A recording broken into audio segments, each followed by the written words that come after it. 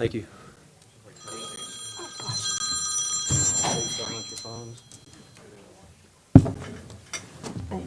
Send away. See how long this works. Good evening, everyone. I want to welcome you to the November 18th, 2020 meeting of the Ascension Parish Planning Commission. All members are present. I would ask everybody please rise for the Pledge of Allegiance.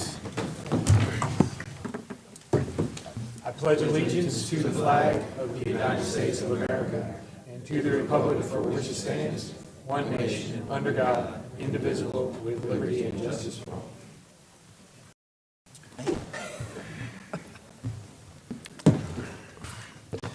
All right, can we get a staff introduction, please?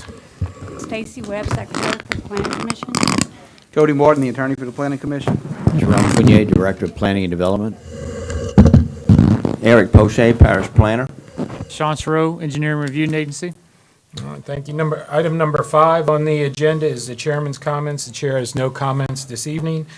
Item number 6 is a public comment on any agenda item. We have several public hearings scheduled for this evening, but if you would like to speak about anything that is not scheduled for a public hearing, now is the time to come forward.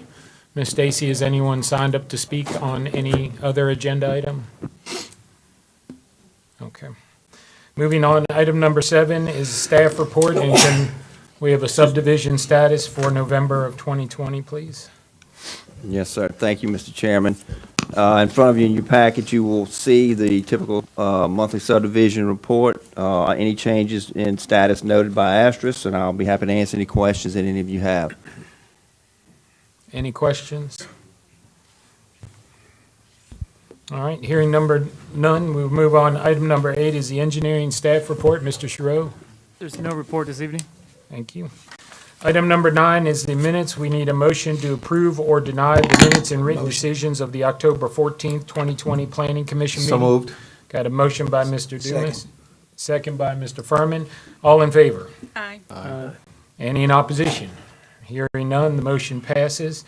Item number 11 is the consent agenda, or 10, excuse me, is the consent agenda. 10A is the affidavit of mortgage declaration for the Charles Bishop and Luann Martinez Bishop, Lot 1A, 1A2, 42145, Highway 931 in Gonzales.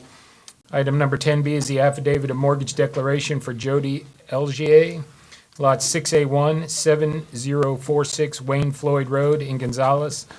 Item number 10C is the affidavit of mortgage declaration for Brandon Ellisar, Lot E3HA3A1, 15175 Lalonde Lane in Gonzales. Item number 10D is the affidavit of mortgage declaration for Lee Ellisar, Lot E2A1D1A, 15148 Bayou Trace Road, Gonzales. 10E is the affidavit of mortgage declaration for Jeffrey C. Luce, Tract 2D, 12158 Leon Road in Sandoval. Item number 10F is the affidavit of mortgage declaration for Patricia L. Richardson, Lot 9A1 Marchand Road and Louisiana Highway 44 in Gonzales. And finally, number 10G is the affidavit of mortgage declaration for Albert Roser Jr., Lot 12A1 47502 Highway 22 in Sandoval. Do I have a motion on the consent agenda? Motion. Motion by Mr. Dumas, second by Mr. Chasson. All in favor? Aye. Any in opposition? Hearing none, the motion passes. Item number 11 is a public hearing to approve and or deny the following family partitions. Item 11A is the Lonnie Deslat property, tracks Z1 and Z2. Staff. Yes, sir. Thank you, Mr. Chairman. Mr. Latt has a property that was originally acquired. It was the subject of a court settlement and has an existing 14-foot private access servitude and all-purpose servitude on it. It does meet all sections of the code with the exception of the requirement for the 30-foot servitude of passage and the 12-foot utility servitude. He obtained the property, and there is no way for him to get any additional servitude to the property, so he is asking for a waiver from the requirements to allow him to use that 14-foot multi-purpose servitude for both access and utilities on the property. But other than that, it meets all tenets of the code, and all the map has been revised as per comments. Mr. Delat, are you present here tonight? Yeah, come forward, sir. How y'all doing? Look, I bought this property about 3.5 years ago. And I went to the planning and zoning with the land plat, telling them what I wanted to do. Put 2 homes on there, my son and myself, which is 6.3 acres. He said I was good as long as it was the immediate family. I could do a family petition. So I figured everything was good. I went ahead, purchased the land. I even met with Energy. Energy said, as long as I go underground, 10 feet is good. So I figured everything was on board. I bought the property, my son put a house on it. Then I went to see about getting this subdivided for right in half, 3 acres each. Then I was told about you gotta wait 3 years to have a family petition. I said, all right, that's cool. Then I put my house up, and in order for me to finance my house, I couldn't have 2 homes, me owning the property. So I went back to the planning and zoning. That's when they hit me up with this. My right-of-way might not be good enough. But nobody told me that before I bought the property. I would have never did all this if they'd have told me that before. I would have never invested all this money in this property if I thought they would have problems with this. And I guess that's about all I have to say about that, you know? All right. Let's go ahead and open a public hearing on this. Is there anyone signed up to speak on this matter, Ms. Stacy? All right, we'll close the public hearing on this. Any questions or comments by the commissioners or a motion? Yeah, Mr. Delat, the right-of-way you have now to enter your property from Black Bayou, is that a paved road No, it's rock. or just a gravel? It was there before. It was The existing? previous, whoever owned it before, I guess Okay. they give them 14 feet Yeah. to get back there, you know? Like I said, I went through everything to make sure I did this right. So that it goes all the way into the property? It go by the property, it's about 530 feet, then the property start. Okay. But it goes to the back of your property? No, it stopped right there, and I got quality, I got the engineering firm, the surveyors to come in there, resurvey everything, split it in half, and give a right-of-way going all the way to the back. And they did that within the last few months. Have you spoken to your neighbors to see if by any chance they're willing to expand the right-of-way? I tried. And they wouldn't budge? They didn't want to give nothing up. I did try that avenue before. So what I was supposed to do, now I got 2 homes back there, and I can't subdivide this property? That's my only question.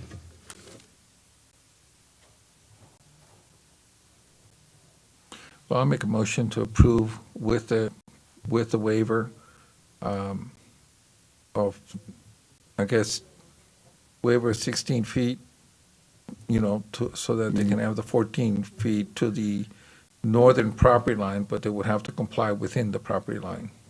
Yes. We got a motion to approve with a waiver by Mr. Dumas. Do I get a second on that? Second. Second by Mr. Furman. All in favor? Aye. Any in opposition? Hearing none, the motion passes and it's approved. Thank you, Mr. Good? Delat. Thank you. Thank y'all. All right, item number 11B is the Mathis Property Tract A1A, A1B, and A1C Gulf Coast Surveying Solutions. Is anyone here on that? William Mathis? Staff? I could speak to it if Oh, you'd I'm like. sorry, I didn't realize. Yeah, but here, No, you go ahead, please, ma'am. You. I'm just back again from last month. Yes, I remember. Posting knows more about it. The guy who's supposed to come help me today, he has corona, so he called me about a couple hours ago and he can't make it today. This is about track A1 and 2.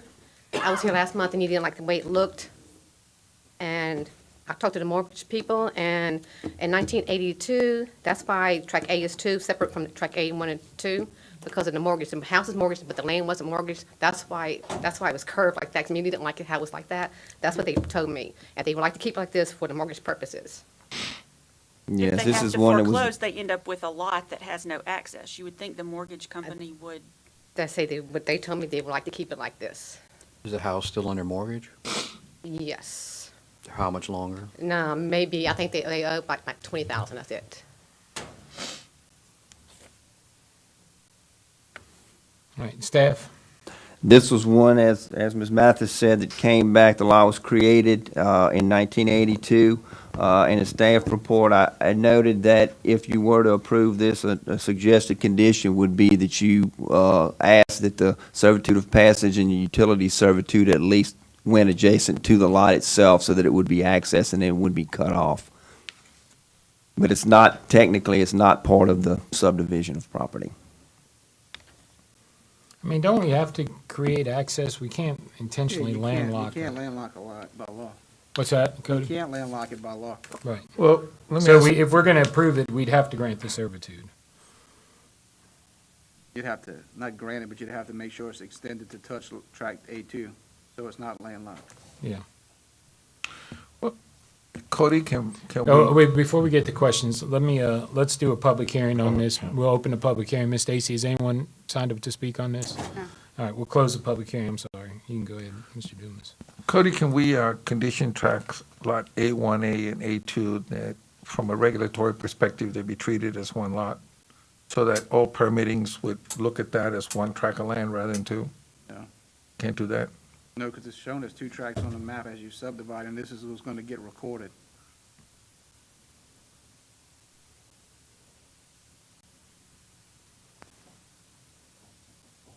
But we'd have to extend the servitude. I don't see how we could approve it without extending the No, you servitude. can't, yeah, you can't landlock it.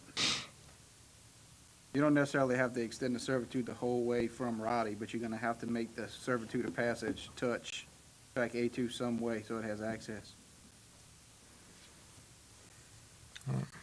And then grant a waiver so that the utility servitude was under the servitude of passage?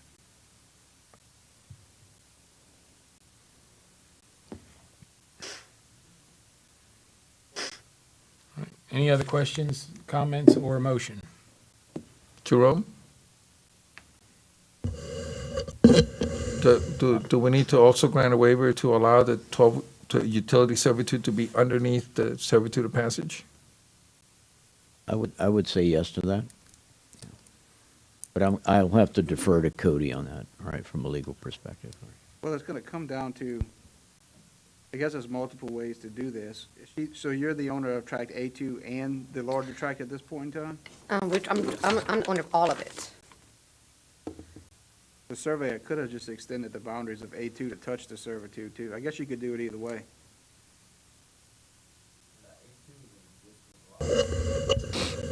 So A2 has been in existence since 1982. Correct, but if she's the owner of it, there's nothing that prevents her from adding a portion to it. But you Well, would if you have to do go to though, the wouldn't you have to mortgage. change the mortgage? Not necessarily, you just get an affidavit of declaration like the rest of the simple. It's still gonna encumber the same property.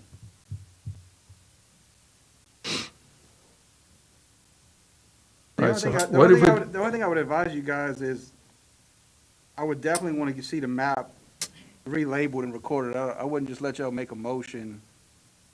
I would want to, you can make a motion to approve it, but I think Eric needs to approve the redrawn map to show the servitude, so when it's recorded, people in the future are going to know what's going on here. All right, so I got it. So here goes. I'll make a motion to approve with the following condition, and that is that the map be, prior to signature by the chairman and recorded, the servitude of passage be extended to connect to lot A2, and grant the waiver so that the 12-foot utility servitude is encumbered by the servitude of passage for the portion in front of lot A2. All right, we got a motion by Mr. Dumas. second, second by Ms. Hutchins. All in favor? Aye. Any in opposition? Nay. All right, we'll go roll call vote. Mr. Hodgson, Yes. Mr. Furman, Aye, yes. Mr. Dumas, Yes. Ms. Hutchins, Mr. Chasson, No.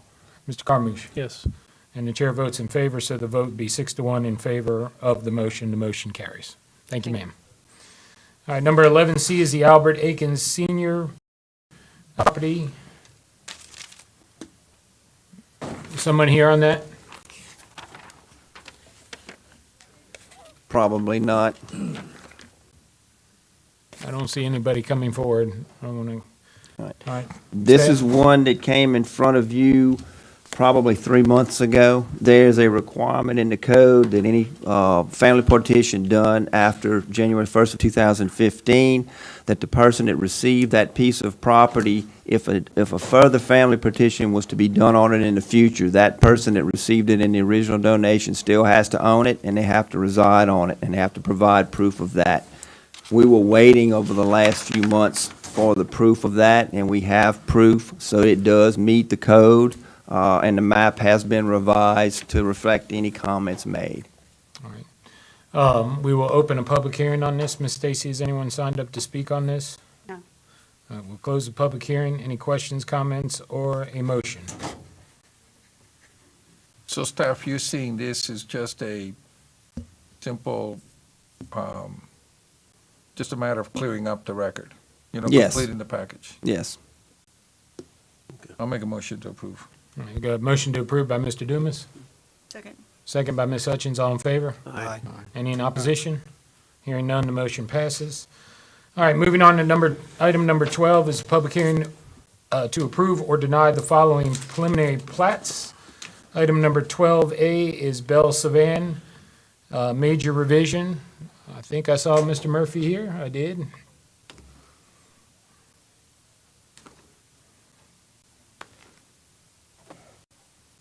Good afternoon, Commissioners. My name is Derek Murphy of Quality Engineering and Surveying, representing Inquis Level Development LLC on behalf of Project Belle Savan. I think we were in front of you, 3 meetings ago, and we were looking at a major revision. One was to move a stipulation about connecting to Bluff Road before the third phase, and one was the addition or the change of a drainage pond. Those two were taken together. The connection to Bluff Road was just recently appealed, went before the appeals board, which was the council, and they removed that stipulation. So staff got with us and we brought this portion back, which is the only thing that we're looking at is we added a pond on the north side of the pipeline in phase 3, as you can see on sheet 2 of 2. The reasoning for this is once we got into the actual design of the project, we started noticing that if we had the detention pond completely on the south side of the pipeline, we had to cross that high-pressure pipeline several times with drainage pipes. With having a pond on both sides of the pipeline, we're allowed to do a single connection under the pipeline. We do have that permitted.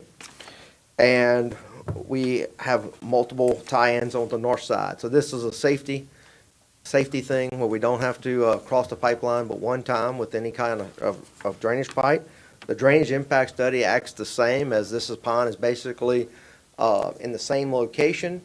It's split, but it is connected by a single pipe, making it basically as a single pond. So that's the only thing we're asking for tonight is to allow this change on this pond. And we're here tonight asking for your approval. We're here to answer any questions that you might have. All right, staff? Because this change is a modification to the drainage plan that was originally approved on the original preliminary plat, it requires planning commission approval, and that's why they're before you tonight. Okay. All right, we'll go ahead and open this for a public hearing. Ms. Stacy, has anyone signed up to speak on this matter? All right, we will close the public hearing on this then, and I will open it up to questions, comments, and a motion. Or a motion. Move to approve. All right, we got a motion to approve by Mr. Dumas, Second. Second by Ms. Hutchins. All in favor? Aye. Any in opposition? Hearing none, the motion passes and the approval is made. Thank you. Item number 12B is Windsor Park. Preliminary plat. Mr. Murphy, it says Quality Engineering is on this as well.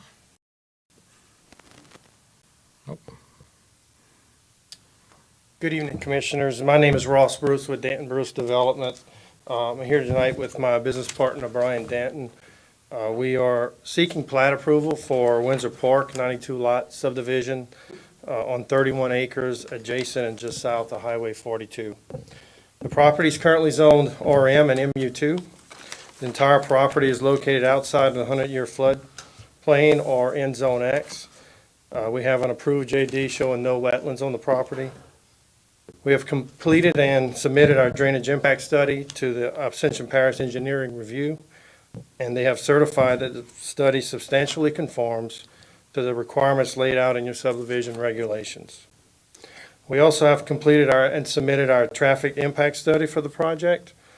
Once the construction of additional lanes at Highway 42 are complete, they will operate at the level of service A without a drop in level of service due to proposed projects trips. On October 19th, we met with representatives of the reserve at Whittle Lake HOA, our neighbors to the west. I thought the meeting went well, and as we went through a brief description of the project and answered residents' questions and addressed their concerns the best we could. There was some discussion about existing drainage issues they're having, as well as some traffic concerns. I'm expecting you'll hear from them in a minute, but our takeaway from the meeting is their biggest concern was the proposed connection at Osprey Point. Then on November 2nd, we held a virtual meeting on Zoom with representatives of the Wrenwood HOA, our neighbors to the east. Again, we thought the meeting was productive. The HOA requested copies of our drainage impact study and traffic study, which of course we produced for them. We also discussed drainage and traffic concerns, but similarly, their biggest concern, as I heard, was the proposed connection to Mockingbird Drive to the east. We're here tonight with our engineer, Derek Murphy, with Quality Engineering, civil engineer for the project, and Lawrence Lambert with Vectura, our traffic engineer for the project. We'd be happy to answer any questions or address any concerns you may have. Thank you for your time tonight and the opportunity to present this project. Staff. Mr. Chairman, we have no other comments on this project except for the fact that when we looked at this, and I've had several phone calls from neighboring properties about the interconnectivity on Osprey. I have not had any calls personally from any of the property owners on Wrenwood. There was concern. It has been parish policy and something we've been striving for is to create interconnectivity amongst subdivisions. It was an opportunity to make that connection, and I'll just leave it at that. Here to answer any questions if you have anything more. And Cody, correct me if I'm wrong, but the Unified Land Development Code does encourage, it doesn't mandate, but it encourages interconnectivity where possible, That is correct? correct, and I'm trying to find that now. When I find it, I'll stop you and tell you. But you Because are I know right. this has come up in many. Kimberly Stein. Ms. Stein? And before you speak, Ms. Stein, you will notice a clock in front of me, and there's one in front of you as well, and this is for everybody. Please limit your comments to 3 minutes. There's a lot of people here, so we'll give you all the opportunity to be heard, but we're not going to drone on all night, so please adhere to the 3-minute time limit. Yes, sir. Yes, ma'am. Okay, I'm Kimberly Stein. I'm the HOA president of the Reserve at Willow Lake. After finding out about this proposed project, we met with the developers, and like he said, it was very productive, but we are, my whole neighborhood, we have a petition for the whole neighborhood that we are very against the connection. Part of the reason we bought this property when we bought our houses was because it was a small neighborhood. There's 43 houses. And we have several concerns about the traffic that it would bring. Instead of it just being our neighborhood, we would potentially be connected to 5 neighborhoods. Through this connection, it would be Windsor Park, Wrenwood, Willow Lake, us, and Jefferson Crossing. And that's just a a whole lot of people that would possibly be accessing our road to get to their homes to avoid 42 traffic. Also, our neighborhood is over 20 years old, so our infrastructure isn't up to what some of the new neighborhoods are, and the increased traffic would definitely put a lot more wear and tear on our roads, and then we're going to be looking at y'all to, take care of that for us, and we have other concerns that we have not had addressed, and we've been asking for years for y'all to address them, and if we can't get that taken care of, I worry about y'all taking care of our other needs in the future. When you say y'all, are you talking about Just planning the and parish, zoning? no, just Okay. the parish in general. Okay. We've talked to many people with the parish with drainage issues. We've had everybody we can think of to talk to. And it's just been an issue that's been ongoing, and we just worry about other needs being taken care of. Our kids are so used to being able to ride their bikes in the streets. We don't have sidewalks. If we have this increased amount of traffic, our kids won't be able to do that as safely. We would be the first exit off of 42 to get to our neighborhood as well as Windsor Park and Renwood. And so we just worry that there would be a lot of incoming traffic going down our street to bypass 42. Thank you, ma'am. All right. Would y'all like a John copy Brady. of the petition? You can submit it if you like. Okay, good.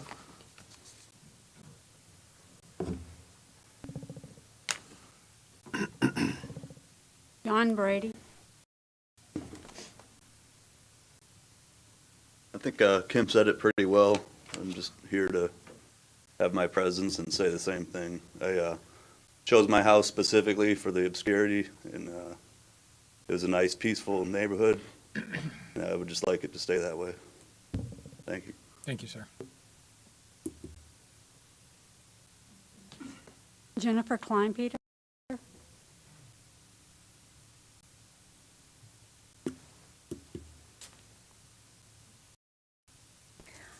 I'm a resident of Renwood. We have been there now for 11 years, so I was one of the first neighbors to build in that neighborhood. We too chose it because it was small and we were ready to move to Ascension. I work out in Ascension, and I'm all for us developing Ascension and growing, and the developers were great. I am on the HOA board and they answered all questions. My main concern is the connecting on Mockingbird. Prior to 42 having all of the J-turns that have been put in, our neighborhood has been a nightmare as far as people cutting through from Willow Lake, from Charleston, on to get to 42. When the J-turns first came out, I was like, my gosh, I can't make a left into my neighborhood. But it has been the biggest blessing because it has cut down on the cut-through of traffic. Now, do we still have it? Absolutely. We have a small neighborhood with young families, tons of young kids. I have a 10-year-old and a 14-year-old, but they were much younger 11 years ago. No sidewalks, same thing as the neighbors in the reserve were talking. The kids are in the streets.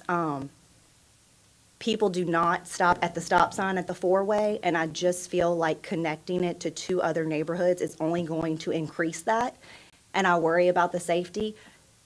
In that main connection right there where that four-way is at Mockingbird and Hummingbird is where all of the major bus stops are for Prairieville Middle, Prairieville Primary, and Dutchtown.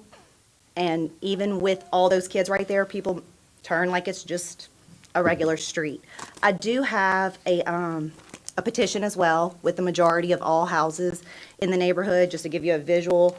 All the pink is who signed. So I'm just here really like as a parent and as a concerned neighbor. I understand the point of connecting neighborhoods for flow. All of these neighborhoods are going to have an outlet to 42, and connecting them is going to just cause more foot traffic, which can cause, more theft, things like that. But really, the traffic is what I'm concerned about with the kids. Okay, thank you. Thank you, ma'am. And then who do I give this to? Corey Kleinpeter.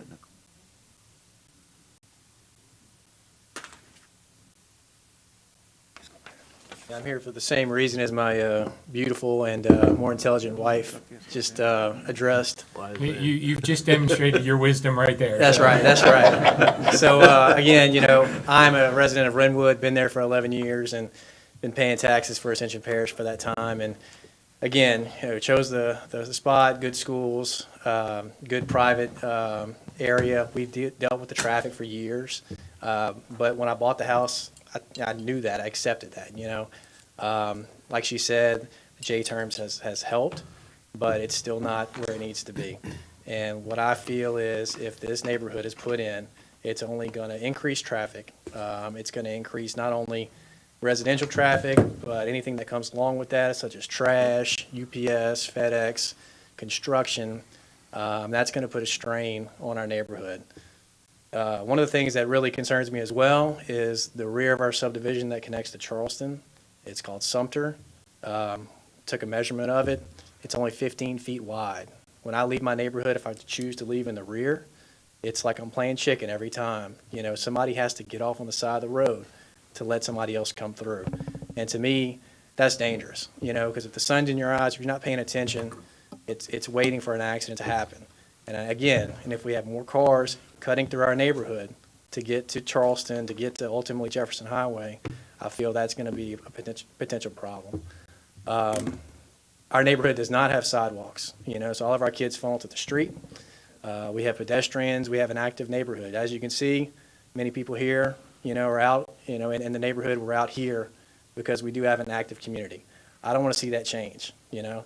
And I think if this neighborhood is put in place, you're going to have people staying inside because they're not going to want to put up with the constant traffic.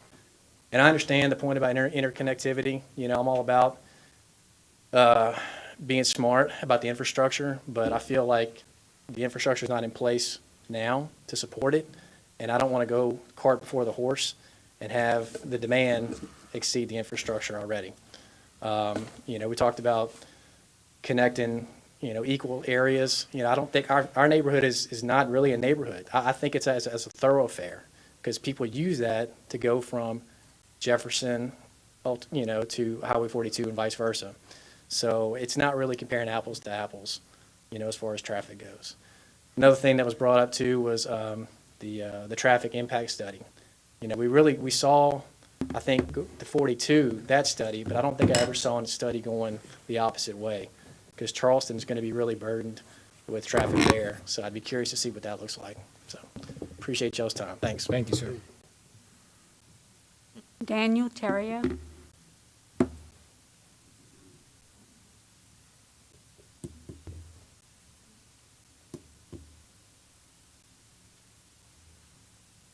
There may be some people outside, so you may need to. Can he hear me outside? Daniel Terrio?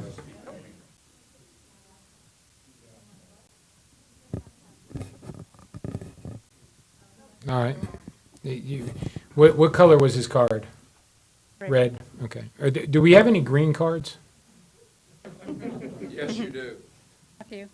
Okay. One. Okay. If they don't want to speak, but just let us know what the color of their card is, please.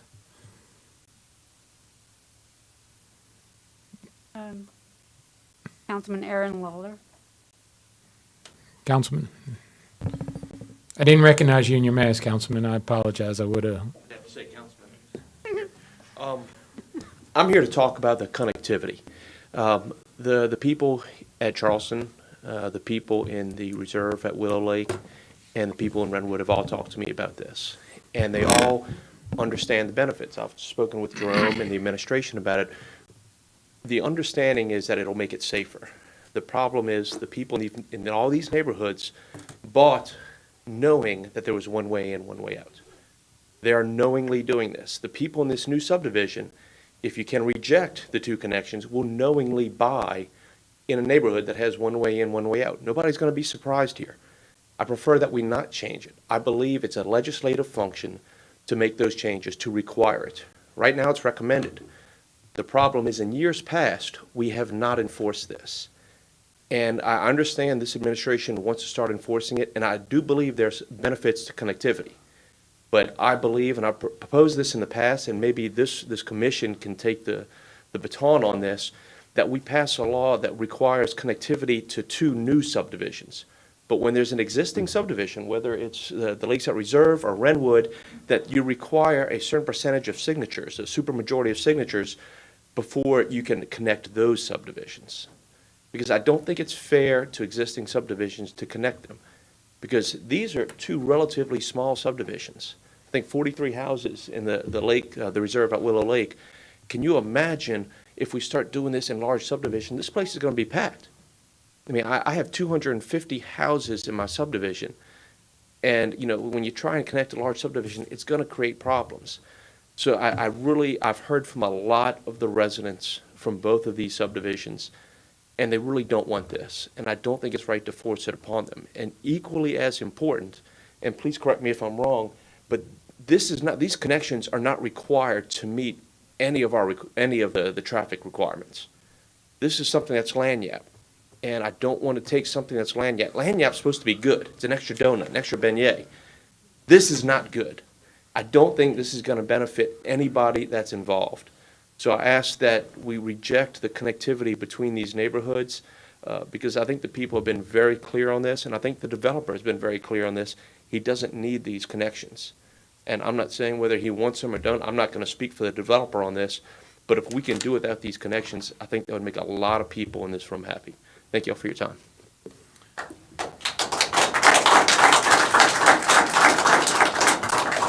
Next. Thank you, Councilman. Lisa Babin.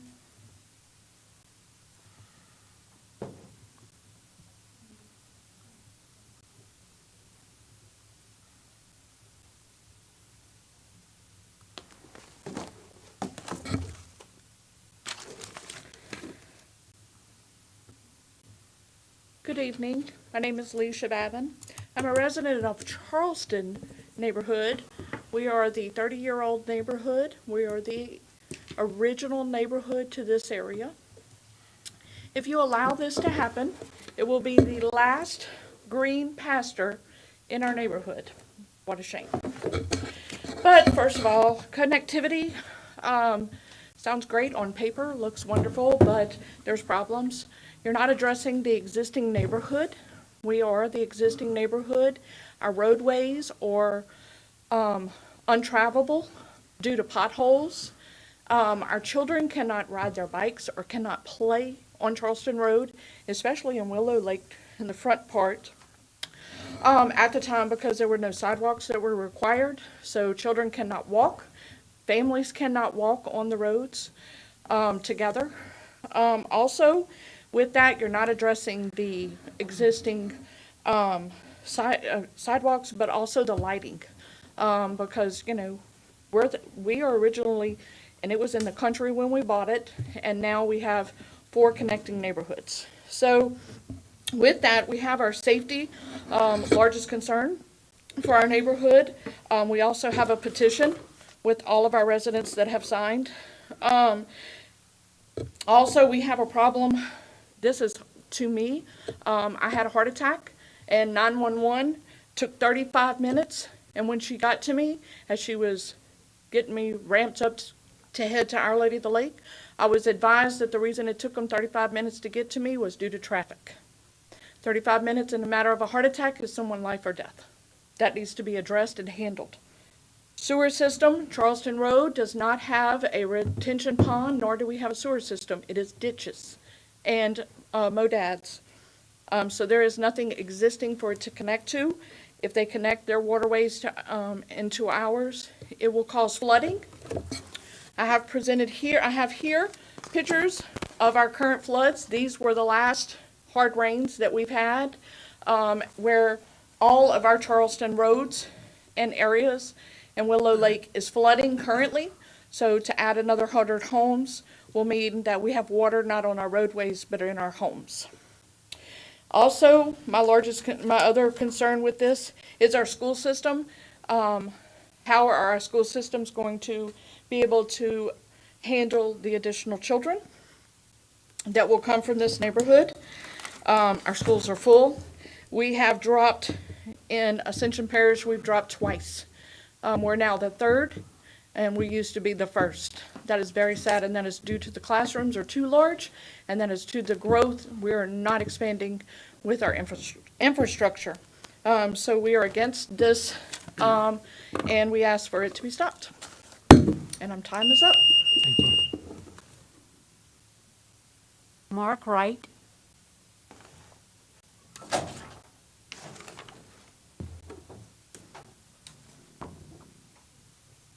Hello. I live at the dead end at Mockingbird and Hummingbird. We had bought that property to raise our children in a safe environment. We've also spent quite a bit of money as an HOA on repaving those roads in the neighborhood. With all this additional traffic, construction trucks and what have you, they're not going to compensate for whatever damage they do to those roads. That's a concern. It also is a concern that it will devalue my property, being that it is on a dead end. And that is sought after by people who want to raise a family in a safe environment. So I ask you to not put a connection through Renwood to whatever this Windsor Palace or whatever they're going to put in. I appreciate it. Thank you.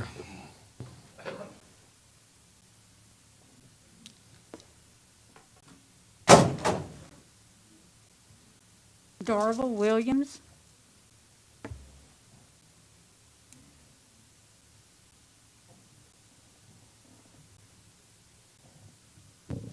How's everyone doing? Darrell Williams. I'm a resident in Renwood Subdivision. Don't want to repeat all the concerns that my neighbors had because they're all good concerns, and just to save a little bit of time, but I would like to kind of expand on them a little bit. On the Charleston Road in particular, the intersection at Old Jefferson, it's really a dangerous spot. You had the lake from Willow Lake on one side of the road, and the edge of the water is literally 5 feet from the edge of the asphalt on the road. And on the other side, you have a ditch that's probably 8 feet deep. You have people that park on the side of the road and fish in the lake all the time. They're there at nighttime. You have 18-wheelers that haul some chemical totes from a business on Ronald Road that go through there all the time. So it's really a dangerous part. Adding another 92 homes with up to maybe 200 cars having traffic through there definitely wouldn't help that situation. I do have 2 small kids also in Renwood. As they said, there's no sidewalks there for them to ride bikes on and whatnot, so we are in the street riding bikes and playing and whatnot. One last thing I would like to add, like Councilman Lawler said, there's a couple of developments recently that have been done that had the opportunity to connect, and those were not forced to connect. One being Willows at Oak Grove, which had some 1,600 feet of road frontage on John Broussard. They weren't forced to connect, and then Ironwood had opportunity to connect at one of the neighboring subdivisions, and they weren't forced to connect. So all about progress, just would like it done responsibly, and the connections would benefit the new development only and would only have a negative impact to all the neighbors. So that's it. Thank you. Thank you, sir. Chad Burke.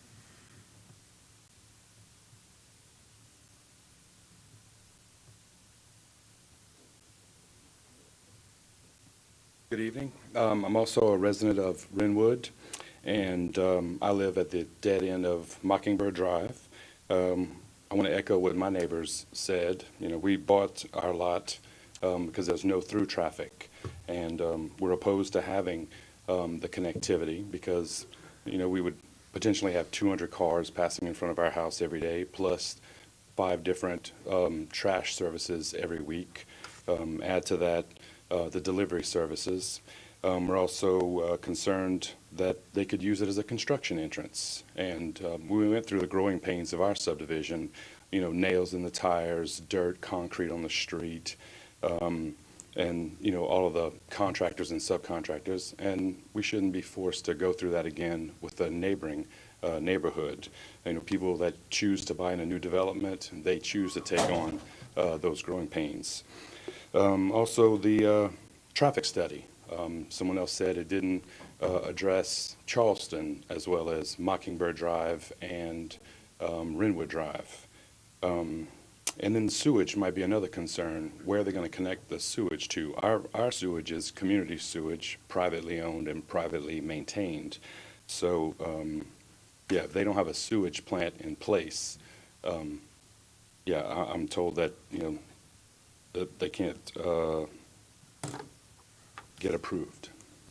Another concern would be, you know, if they build it higher than our neighborhood, the street is the lowest point of a subdivision, and we would have that runoff come directly down our street into our culverts that don't operate at an optimum capacity after 3 days of heavy rain. So, yeah, the safety of having all those cars on the corner of Mockingbird and Hummingbird, we do have a large bus stop. It's been designated by the Ascension Parish School Board, and that's for Prairieville Middle, Prairieville Primary, and the high school. You know, those folks, those kids would be impacted by a lot of cars. And that's all I have to say. Thank you, sir. Thank you. Jennifer Richard. What color is your card?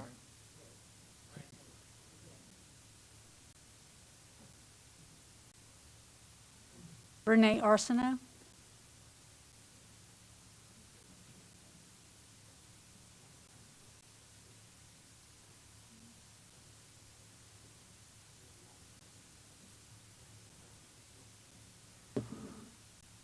Hello, my name is Renee Arsenault, and I've been a resident in the Reserve Subdivision for 23 years. And I'm not against the new development as much as I am against the connectivity. I am absolutely positively against that. Like Kimberly said, and everybody pretty much in here has said, I mean, the kids play in the streets. These are small communities. That's why I bought there. I mean, when I bought there back in '97, I mean, it was the country. It's no more the country anymore. And we already have, I live on Chenier Drive, the main drag, and I have drainage issues behind my house, which I have called the drainage board countless times, and I never get a response. In fact, I called and left 3 messages with Eileen Pruitt in the last month, and she has yet to return a call, 1 call. And all we want them to do is come and take a look at our drainage issues and help us out there. They won't even do that. So that's my main concern, is drainage and the connectivity. I don't want the connectivity. I don't think anybody does. And I think the crime would increase, traffic would increase, and like Kimberly said, our roads are old. The subdivision's been there for 23, 24 years, and it's never been repaved or anything. So, like I said, I'm just against the connectivity, not really the development. And the traffic on 42 is atrocious anyway right now. Thank you, ma'am. Alan Lambert.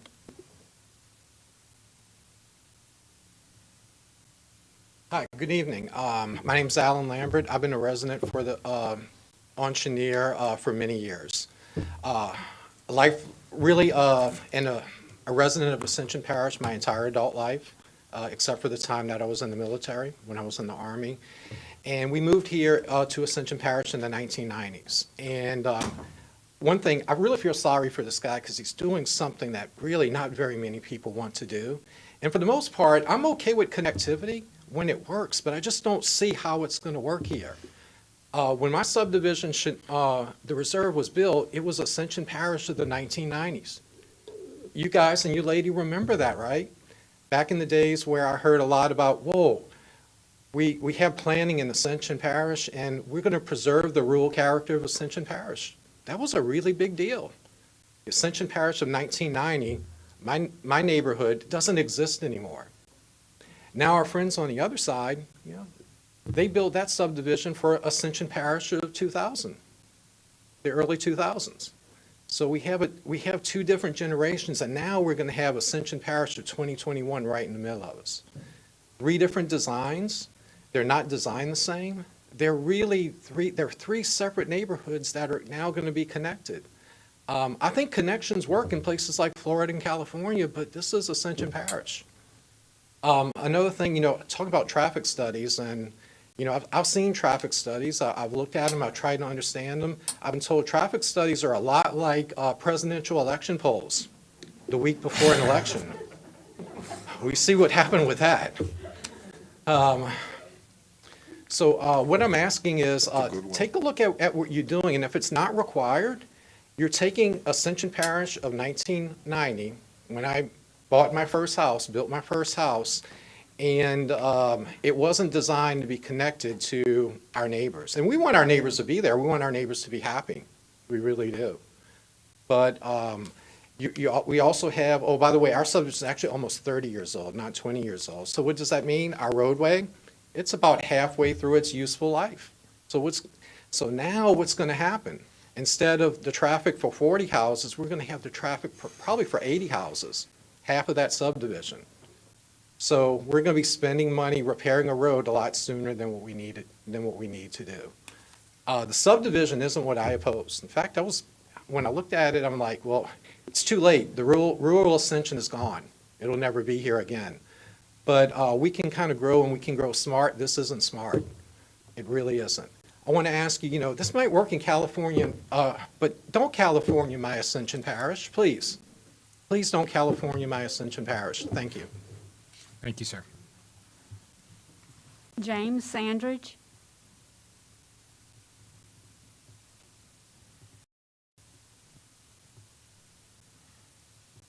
Good evening, Council. Thank you, first of all, for hearing all of us. I am a resident of Renwood as well. I live on the front side, away from the adjacent planned connection or possible planned connection. And my largest concern is that our drainage on that side of the property already, I was told was going to be addressed, and it hasn't been.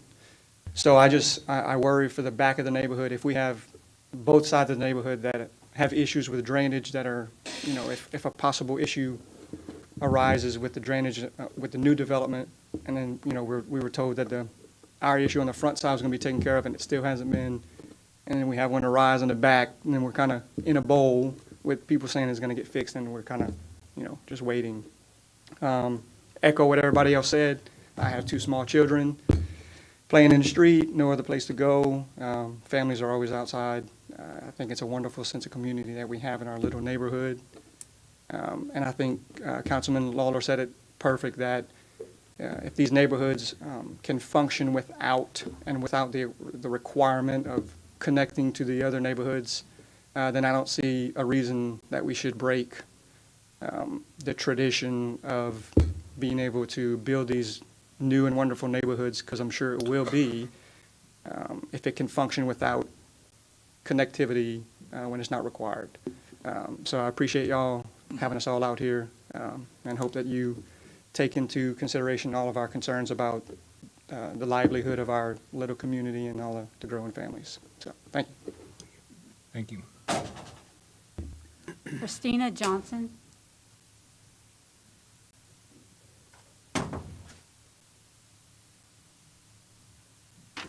Good evening. I won't bore you with all the things that you've heard several times from everyone, but I will try to touch on some things that haven't been discussed today.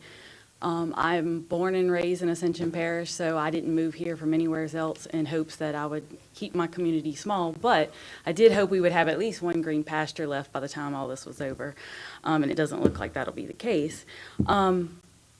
First of all, the gentleman that came up to speak about the development made a comment about the certification. I talked in reference to the flooding, the flood certification. But I don't know that that flood certification has been done since August of 2016. As someone who was there for August of 2016, I did not flood, thankfully. I don't know how we managed to do it, but our little area did not flood. And my thing is what's going on now, and the setup now is going to be totally different. Whatever certification that was from August of 2016 is not going to it's not going to be the same as now. So I feel that there should be another certification. Also, talking about children, I have a 10-year-old. I understand not everyone has children, but I think we can all agree that every life is precious. And when you have a small child that's already been hit by a vehicle down Charleston Road, I think everybody here should be concerned about that whenever we're going to have that kind of connectivity and that many people going in and out of these neighborhoods. Another thing that wasn't brought up is we talked about the schools and the increase with the schooling. Bullion has recently been added.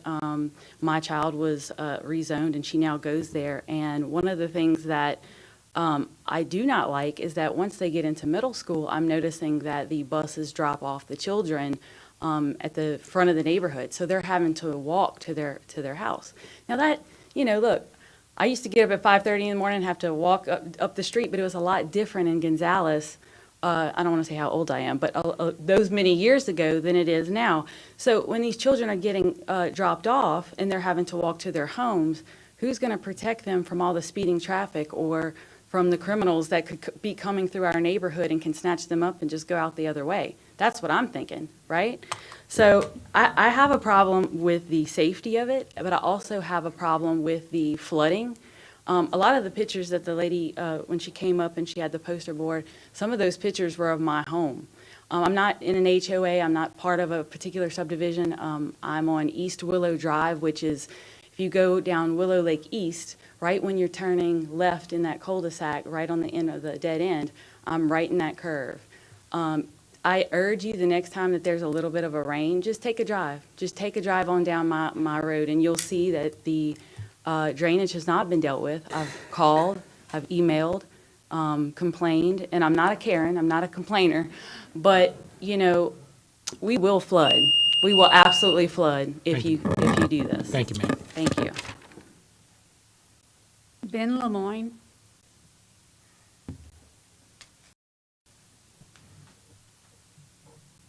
How doing today, council?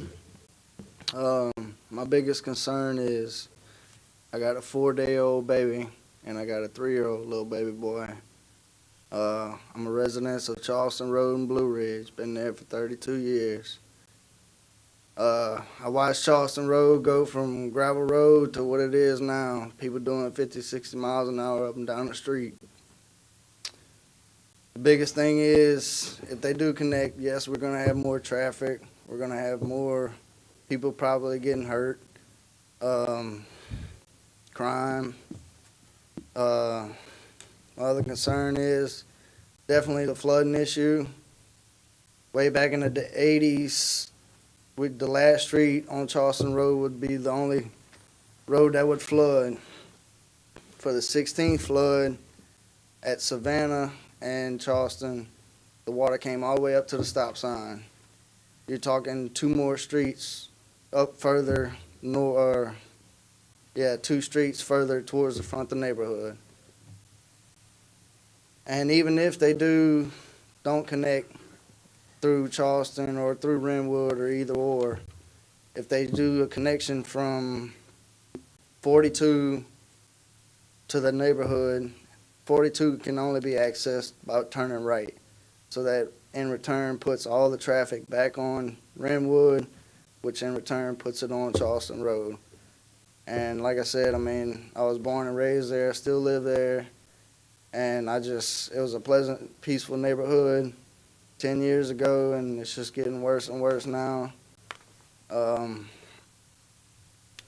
main thing is just try to keep the crime and the traffic and the flood issue down. That's all I ask. Thank you. Thank you. Paul Johnson. You last then, huh? Even people. You have to excuse me, I'm extremely nervous right now. I have a fire that burns on the inside. When that fire starts burning on the inside, I get real emotional, I talk fast, and I got a lot of ground to cover. I own the property that's in question today. I appreciate everything that people say about the connecting the roads together and all. That's not my issue at all. But I hear about the flooding and I hear about all this. That piece of property has been in my family and my wife's family since the 70s. We took over ownership completely when my 2 in-laws passed away in the late 90s, early 2000. Before Renwood Subdivision was built, I cut that field every 2 months. It looked like a lawn, kept it that way. Beautiful piece of property. My wife and I all thought about moving out there. My daughter lives there today. They built Renwood, that ended my cutting my grass. Talk about flooding, they built a dam 1,000 feet across the property line, and the parish allowed them to do it with any drainage for us.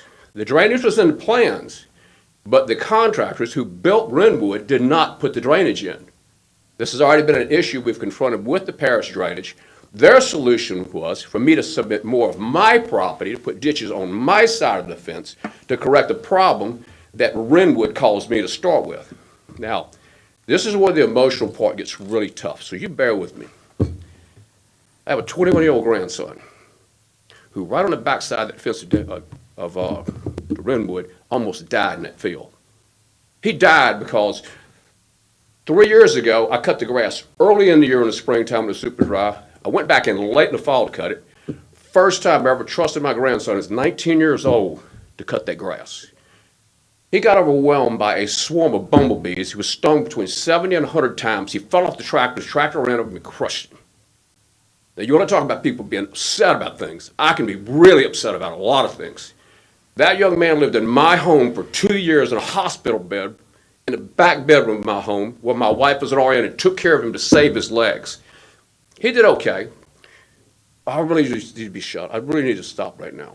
Because to be honest with you, there's a lot more of this story that concerns Renwood that burns my soul. And as long as I don't talk about it, I feel a lot better. I will tell you this. I got it from a friend of mine who knew a gentleman who lived in Renwood, right across the fence. Now, we're talking about just not even 100 feet from the fences when it's happening. He is screaming at the top of his lungs for help. He's by himself, of all things. One of our great Renwood subdivision people was working in his yard. He heard the boy screaming. You know as well as I do. You've heard kids scream if they're happy and all that, and you've heard people scream with pain. Difference. He went in and got his wife. They come out in the yard. They sit there and looked around. They couldn't figure out where the noise was coming back. She went back in her house. He went back to his yard work. My grandson is dying in the field. That's the Renwood people we're talking about. Then on top of that, now I will give credit to one. There was a black Sir, couple. it's a 3-minute time limit. Yes, sir, but I'm not through. Well, you can just bear with me, please. Just Sir, a few I've seconds. limited everybody to 3 minutes. I appreciate Well, your passion that's- for this. That is but- my emotional attachment to this. But because of that and that alone, I'll sum this up in 2 minutes. 30 seconds. That's why the property is for sale today. My daughter no longer wants to live there. My wife has no more desire to do anything to the property. That's why it was up for sale. That's why it's been developed. And also, if you look at Renwood, it was built with the development to be tied into our property because at one time the builder wanted to buy a property from us and we chose not to sell it to him. That's why there's 2 streets from Renwood, dead-ended on that fence line in there. Thank you. And I apologize for getting so emotional, but it's hard not to. It really, really is. Thank you. That's it? I have 30 that do not wish to speak. 30 against? For the 30 that are against, is it all the connectivity issue? Is that what? Okay. All right, we're going to close the public hearing on this. I have a question for the engineering staff. Does the traffic, if we approve this without the interconnectivity, does the traffic study change? No. All right, so whether it's interconnected or not, it still will meet traffic study muster? That's correct. Okay. Well, let me just say this, and I'm going to give Mr. Bruce or Mr. Dandon a chance to come back up here. But, you know, I think what Mr. Councilman Lawler said has a lot of validity to it. As I understand, the code it encourages but doesn't mandate connectivity. And I think it is a legislative issue that has been effectively punted, for lack of a better term, no offense to the council. And there's a value to connectivity, but there's also a lot of concerns about it. I lived in a neighborhood that had multiple entrances for many years, and every year at Christmas, the thieves would come around and make one loop around the whole neighborhood. And it was an issue every year. If you're going to connect them, in my opinion, it's something that should be debated in the public, and there should be guidelines for it, so that roads that are connected are safe roads. They're more or less boulevards, that people know when I'm buying on this, my kid may not be able to go out and play in the street. I don't really see a value in this connection, even though it's encouraged. And if it doesn't change the traffic study at all, I think what the people said here tonight is very correct. You know, I bought on a one-road subdivision, never thinking that this would ever be connected and become a thoroughfare.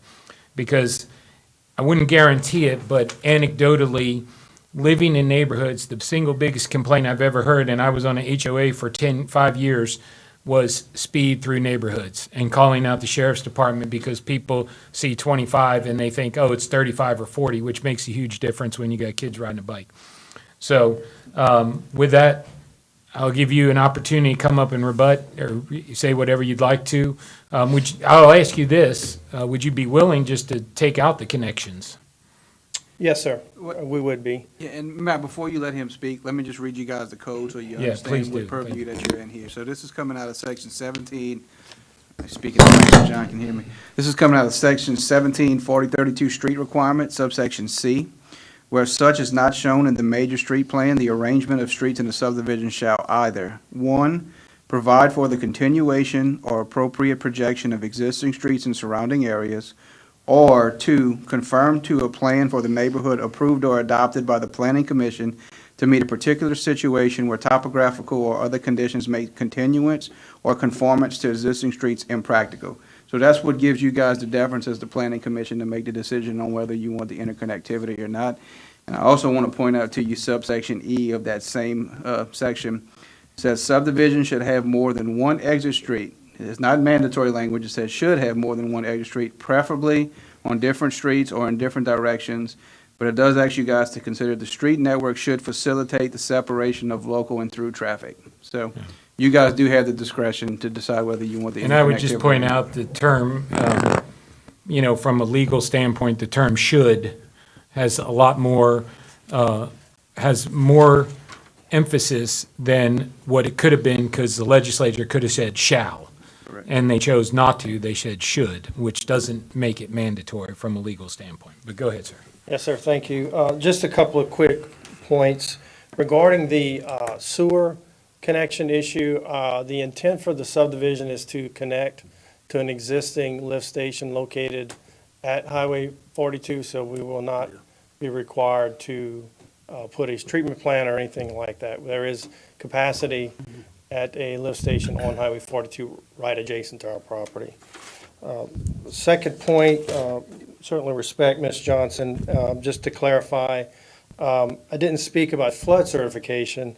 What I was trying to say, if I wasn't clearly made clear, is that I was just simply pointing out that our property is not located in a flood zone, and it has been certified by the staff. Our application for this plat has been certified as meeting all requirements. That was my intent there.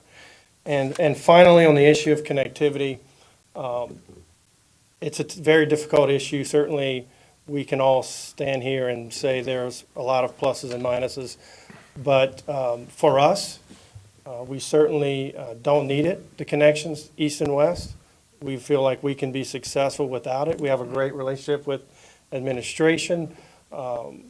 We try and, you know, and listen to their concerns and take into account the feedback, and that's why the connectivity is shown. And if it's at your pleasure that the connections to our neighbors to the east and the west are removed, it's certainly fine with us, and we can work with that.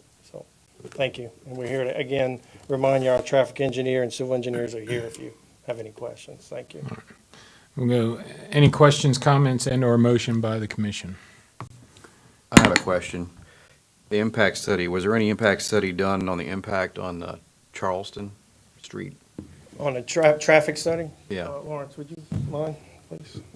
I mean, I know there was one done on 42, but to the point that the residents made, some of these back roads that are, if you were driven down them, they're treacherous already. Yes, sir. Good evening. My name is Lawrence Lambert, Vector. I authored the traffic study. I think there was some foresight into resistance to the connectivity, so the study put all the traffic on 42 in the event that the connections were deleted to see if the connection to 42 with a full load would work, and that was the emphasis of the study. So we did not look at any traffic impacts to Charleston. Thank you. Yes, sir. Am I looking at the packet correctly? The traffic study is 2 years old? that right? The data that we used was from 2018, and it's common practice to accept data up to 3 years old. And what you do is you use a growth rate and factor it up. So we increased the traffic from 2018 to 2020 volumes. Will it? The data of the study, it was done just a month ago, but the data that we used was from 2018. The traffic study was done in September of 2020. It was based on counts that they worked from November of 2018. Right. So the data used as far as the amount of cars on Highway 42 is 2 years old. Yes, sir. The base condition, then they grew those, which is consistent with normal traffic engineering practice, even with DOTD, to grow traffic. I believe it was rated as a D, but with the completion of Highway 42, what is the estimate rating for that? A, for the road segment. If we have single in and out only? Yes, sir. Okay. That's all from me. Thank you. Dan, was there any consideration of having connectivity to only one of the adjacent subdivisions? Is it Denton? I'm Bruce. I'm sorry. That's okay. It's fine. Happens all the time. I'm sorry. Could you repeat your question? Was there any question when developing this that there could be connectivity to only one of the subdivisions instead of two? Because I think a lot of the concern that I'm hearing, people concerned about traffic coming off 42 and going all the way across to get to Charleston, the Charleston neighborhood. And I mean, was there any thought on that or not? Yes, sir. I think the way to properly sum up the way this evolution came about was, we've looked at it a number of different ways. No connectivity, connectivity one, on the west and not on the east and vice versa. Through our meetings with administration and the pre-app, we received feedback, and the result of the feedback is the plat you see in front of you. But certainly, all kinds of discussions occurred regarding connectivity.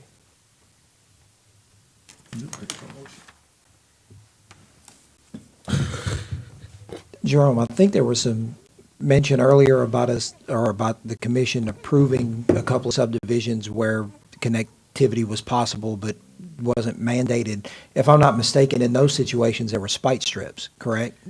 So connection was not possible. That's correct, yes. And that's not the case here. That is, yes.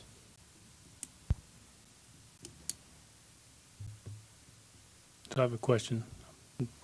Kind of new to all this, so looking at this traffic impact study, the entrance and exit way coming on to 42, that's going to be a 4-lane highway, so can they go left? Or I heard that they can only go right? Yeah.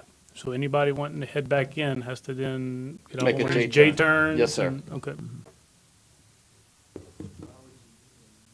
And that's just the DOTD design of 42. That's the preferred cross-sections with the J-turns. It's got nothing to do with the subdivision. That's what DOTD is doing on 42. Absolutely. We're for conforming everybody. to DOTD's designs. And Yes, so sir. in your calculations, y'all somehow have a factor to calculate the backup of traffic making this U-turn? Is there some Yes, sort of sir. calculation that comes into play that? Yes, sir. And that's part of the level of service. If you look on page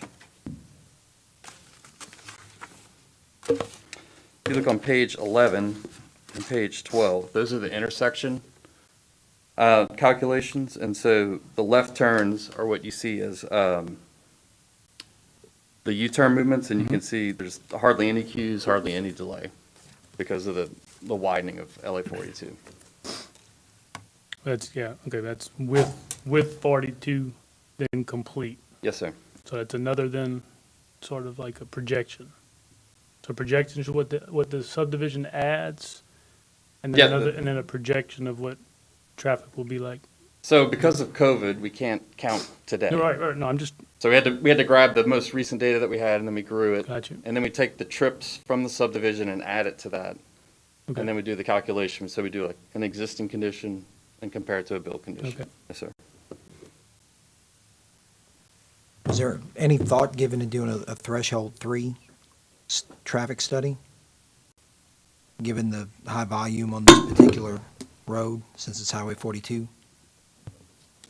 No, sir, the thresholds are clearly defined in your ordinance. And Well, so- but it does also say that the peak hour trips are not the only factor to consider determining which threshold you're going to use, and that if it's a high accident area currently experiencing excessive traffic congestion, area currently undergoing substantial growth, or high volumes on surrounding roads. I think Highway 42 hits all of those. Also, lack of existing left turns on adjacent roadways. That a level 3 threshold can be required, given the propensity for increased traffic and safety issues. And I know we've had this discussion before, but if Highway 73 and Highway 42 don't constitute areas experiencing excessive traffic congestion, areas undergoing substantial growth, or high volumes on surrounding roads, why do we have this as part of our traffic impact ordinance if we're going to ignore it? We discussed what the most appropriate traffic scope, considering this project's under construction on 42, the size of it and the location, and a threshold 2 makes sense. That was the decision that was made on that. Really, the only difference between a 3 and a 2, you're just accounting for traffic data, which wouldn't really be an accurate representation of what this road would be like when it's complete. But you're also looking at crash reports and safety issues as well. The 42 project itself, by making the J-turn movement, is the safety fix compared to what the previous condition was. That's everything about eliminating left turn. So considering that 42 is a project about safety, there was no need to do a threshold 3 study to talk about additional safety measures.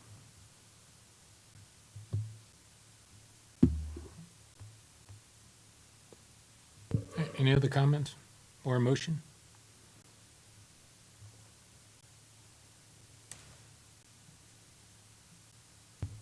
Well, I think that let me ask a question, Jerome. Did I understand that the homeowner association had to repair the road on Mockingbird Lane in that subdivision in Renwood? Are they parish-owned road or are they HOA-owned roads? All the neighboring streets in the area are public streets. So they're all public streets owned by the parish? Correct. Okay. Mr. Chairman, I'd like to make a motion to approve this project without the connecting roads to the adjacent properties, but leaving those connectivity streets as dead ends, so that perhaps in the future, should the neighbors want to connect, they could. All right. We have a motion by Mr. Furman, Second. second by Ms. Hudgens. All in favor? Aye. Aye. Any in opposition? Nay. No. All right, we'll do a roll call vote. Mr. Hodgson? I'm for it. Aye. Mr. Furman? Yes, for. Mr. Dumas? Yes. Ms. Hudgens? Yes. Mr. Jasson? No. Mr. Carmush? No. All right, chair votes in favor of the motion, so the motion carries 5-2, if my math is right. Thank you all for coming out. All right, moving on to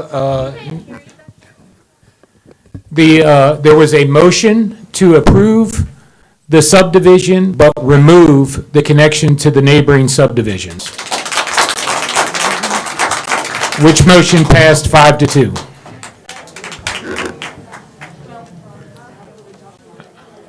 I want to apologize for my outburst, but it's really hard to talk about the situation without so much welling up inside of me about my grandson nearly dying in that field. To tell you how severe it was, like I say, for 2 years he lived in our home, and they took him out in a helicopter and said if they wouldn't have helicoptered him out of the field, he would have died en route. It's really, really difficult. I think we're all glad that he's doing well. Oh, we are, but that's the only reason the property was for sale. If it wasn't been for that, it would still be our property. I understand. And Thank you, I sir. apologize again for just, like I say, sometimes emotion gets the best of me. Thank you. All right. Ladies and gentlemen, if you could please restrain your conversation till you leave the chamber. We still have more business to do. Item number 13 is a public hearing to recommend approval or denial to the Parish Council for amendments to the Ascension Parish Unified Land Development Code. Item number 13A, it is an ordinance to amend the Ascension Parish Unified Land Development Code Appendix 4, Subdivision Regulations 17-406C, sanitary sewer requirements, and Section 17-426C1, family partitions. Mr. Funia, you want to take this up? Mr. Chairman, members of the commission, The parish right now is making a concerted effort to clean up ditches and things in the parish. Right now, a subdivision that regardless if it's 8 lots or more, can move forward if the lots are over an acre in size and have modads for each of the lots. So theoretically, we could have a 50-lot subdivision if all the lots are over an acre in size, and they could have 50 different modads, all dumping effluent into our ditches. Parish is trying to clean up our effort with sewer. And the first part of this is referencing the sanitary sewer requirements under the regular subdivision code. So what we're removing is where lots are smaller in size than 1 acre. So any subdivision that's 8 lots or more, regardless of lot size, will have to put in a community sewer system, okay? The second paragraph here it relates to the same concept, but with family partitions. So any family partition that is 8 lots or more, regardless of lot size, would have to put in a family partition.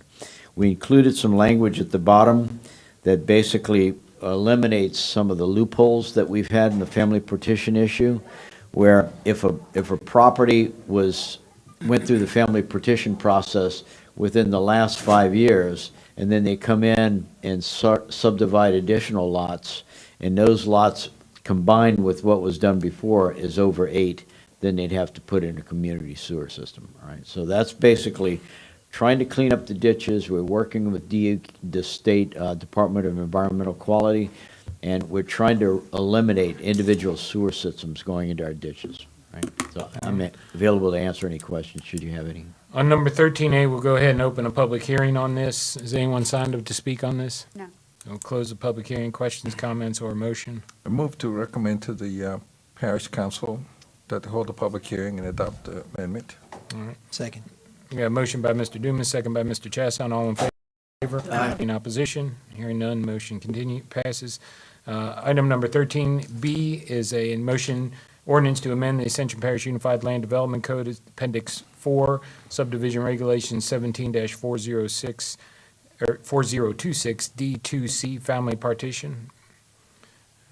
Same issue? No, this is a little different. Okay. This basically corrects a problem that we had that was brought before you not long ago, actually, is that where you, as a parish planning commission, has approved the family partition, and then after that approval, they had to go out and get the predial servitude signed, and they could not get signatures from some of the neighboring property owners, right? What we're asking for here, we're going to continue to require the predial servitude, but we're going to ask them to send a signed and notarized application that has the predial servitude with the application package. So if they can't provide that with the application, we're not going to move the family petition process forward, because we don't want to be in a loophole situation like we had before. Okay. We will open a public hearing on this. Ms. Stacy, is anyone signed up to speak? Close the public hearing. Motion? Move we refer this to the parish council. All right, motion by Mr. Second. Furman, second by Mr. Dumas. All in favor? Aye. Any opposition? Hearing none, motion passes. Item number 13C is an ordinance to amend the Ascension Parish Unified Land Development Code, Appendix 4, Subdivision Regulations, Section 17-4045, E1, Drainage, Design, and Construction Criteria. Since this is a design issue, I'm going to have Eric address this. Thank you. Commissioners, there is, administration wishes to move forward to the council an ordinance that will eliminate a problem that we have now in subdivisions. If a subdivision is accepting water from off-site at the perimeter of the subdivision, it has been DPW administration's position that if they are accepting off-site water that goes through the subdivision, then they are going to set a public drainage servitude. If they do not have public water coming from off-site onto their subdivision that has to flow through their subdivision, then they want them to be private servitudes.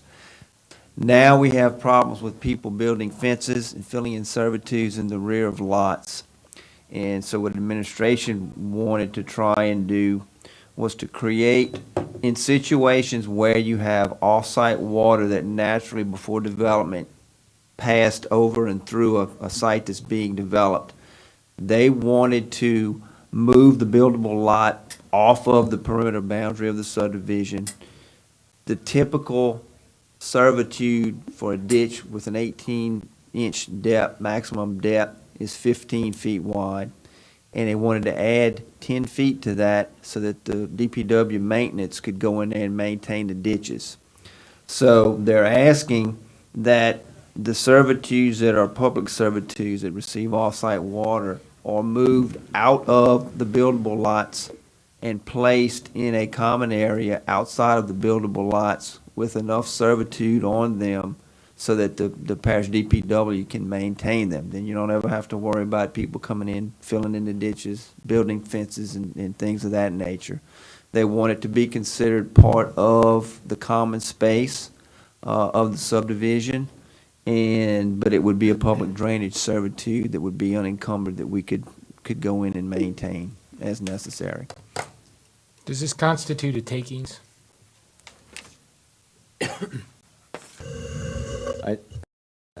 Chairman, I think Mr. Martin had weighed in on this earlier today, and I think it'd be appropriate for have him kind of talk about that issue.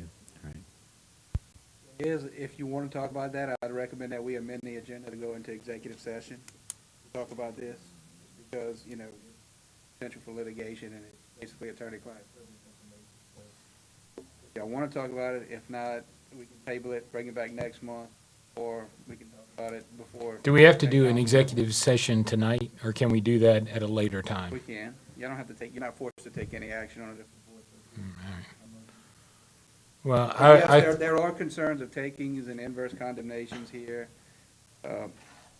Without getting into too much detail here, the 25-foot, I think, can probably be justified, but there is some concern to require the fee title to be designated to the homeowners association.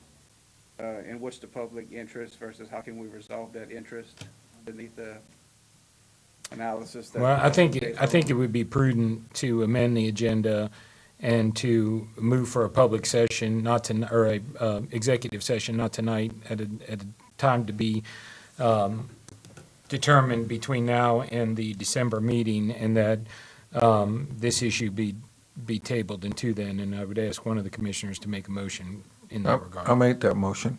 All right, we got a motion by Mr. Dumas, second by Mr. Furman. All in favor? Aye. Any in opposition? And I will send you guys some information on this.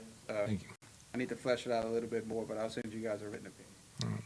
Item number 13D is ordinance to amend the Ascension Parish Unified Land Development Code, Appendix 5, Drainage, Section 17-506.1.8.3.8, Development of a Floodplain.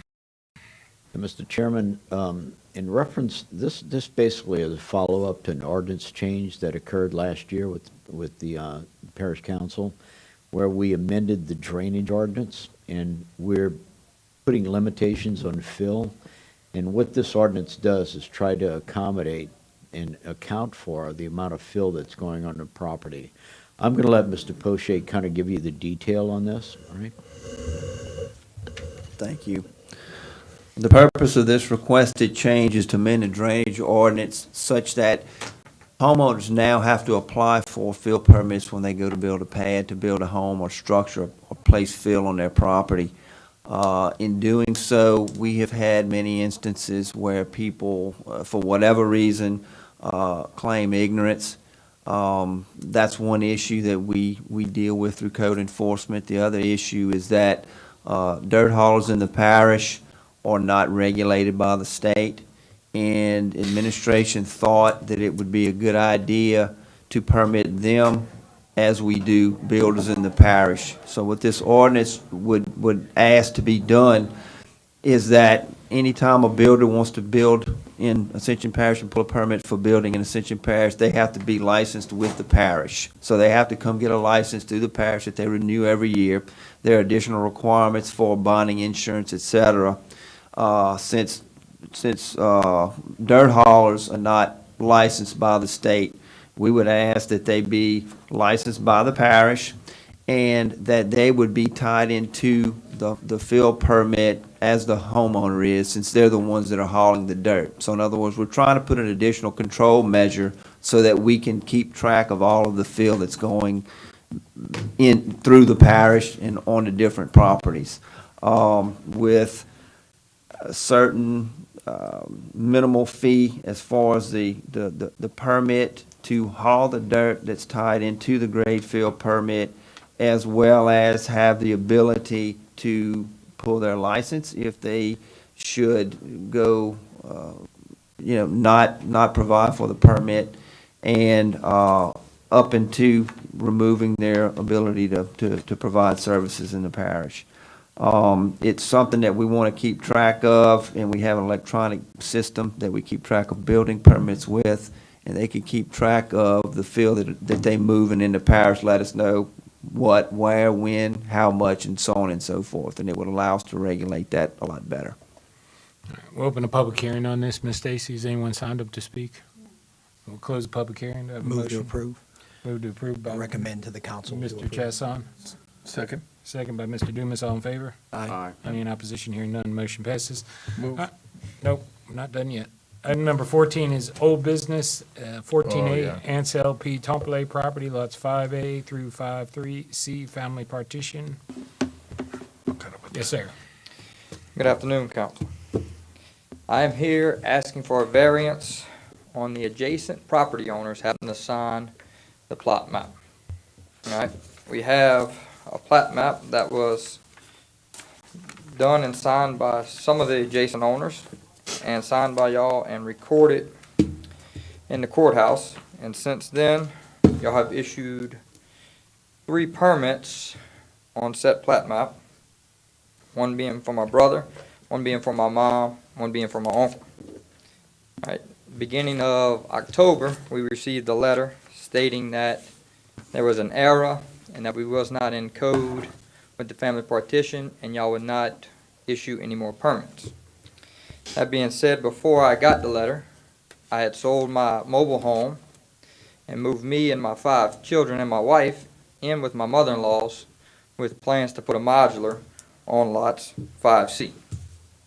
All right, then we received the letter, so all that got halted. Now, my papa has been owning this property since 1965, I believe, and he bought it with the intentions on his entire family living there. In 2002, he gave up 15 foot of right-of-way to the back of the property with the intent on us getting to use it. As you can see on map number 530237. Now, we've been here before for a variance and we got denied, and since then, how you turn this thing on?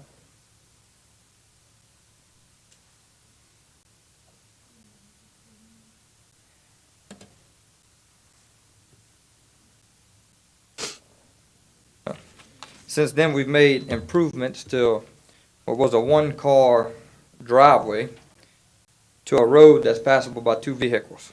I have a before and after picture, if you would like to see it. Put it on there,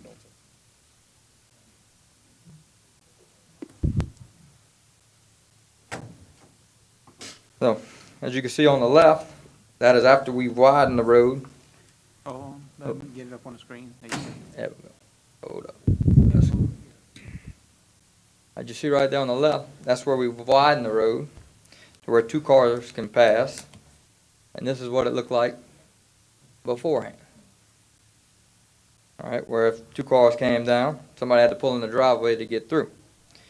Now, there was an oversight by all of us, and the required signatures were not there. It's no fault of my own, no fault of anybody. We've all hired attorneys and back and forth, and this is where we stand with this. So I'm here asking for a variance so that I can receive my permit and put my house on my property so that I can get my family out of my in-laws and out of this hardship that I'm sitting in. Thank you. Thank you. Staff, you want to speak to this? Yes, sir. This map was approved, probably two years ago, I believe. Yes, about 2 years ago.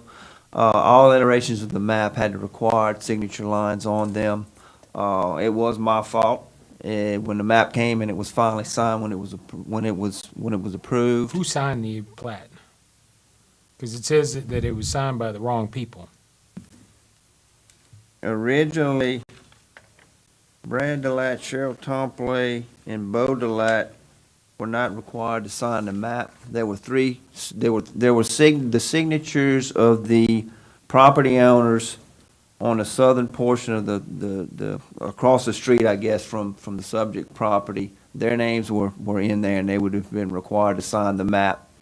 And their signature lines were on all iterations of the map that was under review, and it came to you. But when it came back to me for signature, those names were gone, and the heirs' names were on there. And I neglected to look at it closely. How did that get changed? I have no idea. Who was in possession of the map before it came to you? Well, I mean, the map generally, once the map's approved, the surveyor would print a final map, stamp and seal it, and get whoever would be required to sign it, and then it would be turned in to us for the chairman's So signature. we approved it with the requirement that all the adjoining landowners sign the plat to sign off on the servitude, Yes, correct? yes. And that was the plat that went out? Or that was the map that was That was supposed the to be map that was at signed? the meeting, yes. And the map that was turned in was signed by several people, but they're not the adjoining landowners? Correct, They're the heirs. correct. And the map that we approved had the names of the adjoining landowners on the map? Yes. Have we talked to Louisiana Land Surveying, Inc. to find out if this is the survey that they printed? Well, it's signed by Mr. Curtis Cheney, who's the surveyor of record for the project. Let me ask a question. Is the surveyor aware that, did he make a mistake by printing the wrong version of the map? I don't know anything to the surveyor's end. But where's the surveyor in all of this? I don't know. The surveyor wasn't notified about this meeting. Somebody changed the signature lines. And the surveyor would have been the one to do that if he printed this and handed it to everybody to get signed. That would be the presumption, yes. So I would, personally, I would like to hear from the surveyor. I want to know what transpired between the time the map was generated, notwithstanding the mistake that the parish did, with issuing building permits and not catching the error. But I don't see where the parish may have made a mistake by issuing permits, but I think that Well, we had a recorded map. that's fine, but you know what? With all The due mistake was respect- in recording the map with the wrong signatures on it, not in the issuance of the permits. But the surveyor needs to come in here and answer to those questions, I think. If yes, if that's the desire of the commission, we can certainly get the surveyor to come to a meeting and do it next month. And I would like that, and I would like both the map that was submitted to us, the original, in addition to the one that was ultimately signed and was recorded. Okay? If it's an honest mistake, that's one thing, but if somebody is intentionally attempting to defraud the parish, then that's another thing entirely. Okay, I can do that. All right, so do we need to, Cody, move to You have table to this make a to next motion month? to do that, yes. All right. I'll make a motion to table this matter and ask the staff to include the, You have oh, it we haven't done public the public Oh, hearing. public. Sorry. Is there a public hearing on this? It doesn't say it's not scheduled for a public hearing. Do you have anybody sign up to speak? All right, well, we'll do a public hearing because I don't want to deprive anybody of the right to speak. Ms. Stacy, we'll open the public hearing. Can you call out the, Laverne Bourgeois.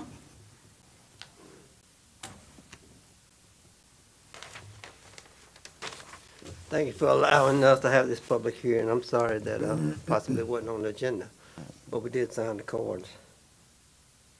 So it's my understanding that a plat came to the planning commission and had a series of different adjacent people, adjacent property owners where they could sign off. And now we think that that plat been changed. We should have the original map that came in for records. That should be here. But the oversight, and nobody's fault. Certainly, these people are not here to put the blame on anybody. We just want to get this person who is now in a hardship, sold his mobile home with intention, already had his mother build a house, his brother and an uncle on the same lot of property. He done sold his house, living with his mother-in-law with 5 kids and his wife. It's a hardship now. We're trying to get this modular home built for him in order to put a roof over these kids' houses. I mean, his family. So we're at the mercy right now to ask for a waiver to allow the parish building department to issue a building permit. And we just here with our hat in our hands trying to ask for forgiveness for whatever reason this got created this way. Well, I think that's what we want to find out is what's the reason. If it's a good faith mistake, that's one thing. If somebody was trying to pull one over, that's a horse of a different color. Yes, sir. And that hardship may have been created knowing that, you know, we're trying to slide one through here. I'm not accusing. I'm not saying, I'm not making any conclusions, but that's what I want to know is why there's 2 different plats here that we're looking at. Yeah, and in that confusion, this cost of this building done went up $30,000 since we was not able to get a permit. So, I mean, that is a real hardship for these kids that's trying to raise a family of 5 kids. So, I'm sure I'll, we'll have some remarks from the adjacent property owners, which they're friends and neighbors, don't have nothing against them. We just like to get this settled and moved on. Thank you for your time. Thank you, sir. Doug Hall.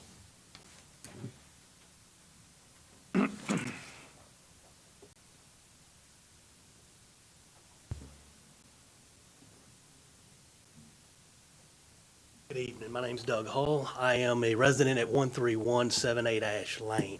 As y'all can see with the information that's before y'all, we've been going through this for about 2 years now.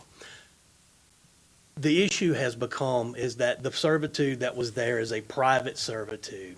The single lane that was originally there was completely on our property. At no point of it does it ever touch the Delat's property on that line. They had began building. How they obtained building permits, to me, none of that, I know that matters to y'all, and that needs to be solved, but that's not our issue.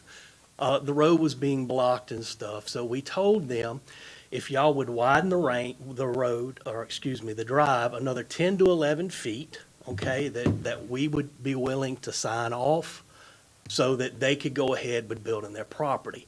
What they essentially did, they did add some rock to that road over there. What they essentially ended up doing is they added about 8 feet of rock, though, which allowed the construction vehicles just wide enough to pull over so that they would no longer block us in. We have since approached them with at least 2 different proposals that all we asked for, and there's 3 simple things that we're asking for. One, that the road be widened between 10 and 11 feet, which was how wide the original drive that was there. All of the road will still remain on our property, okay? None of it will be touching their property, at least as far as my property is concerned, okay?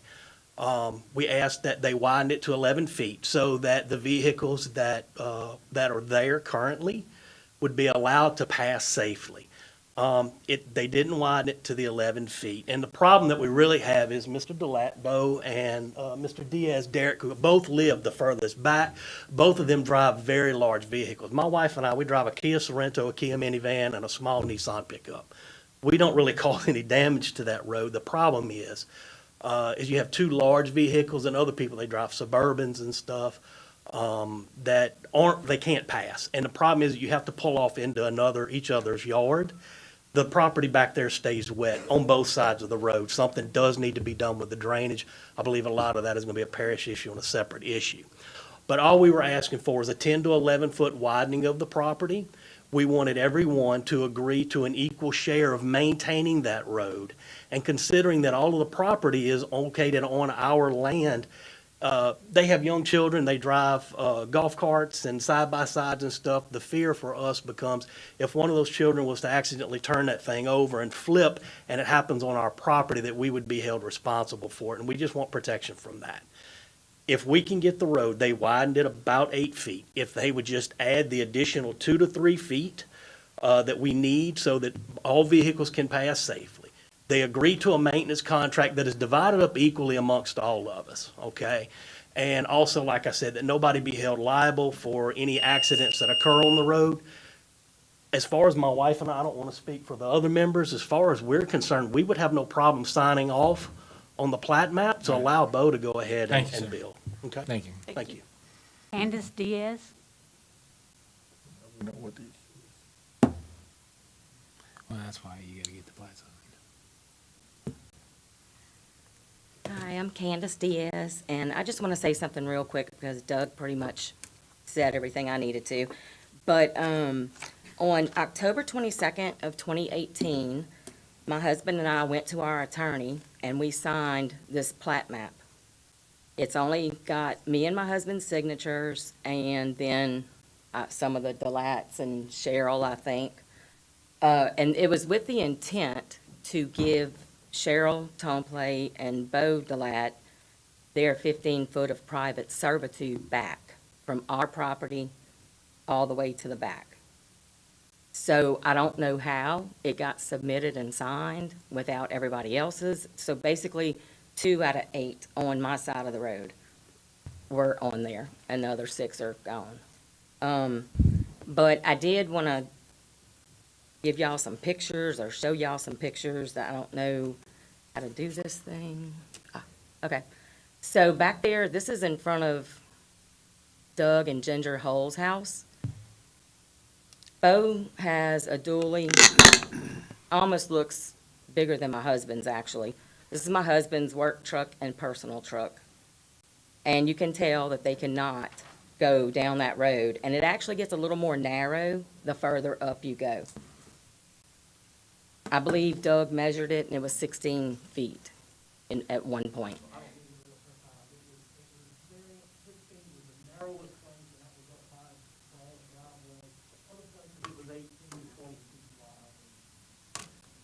This is Bo's vehicle. We measured my husband's from one mirror to the other is 9 feet, 3 inches. I'm assuming Bo's is probably about the same. There you go.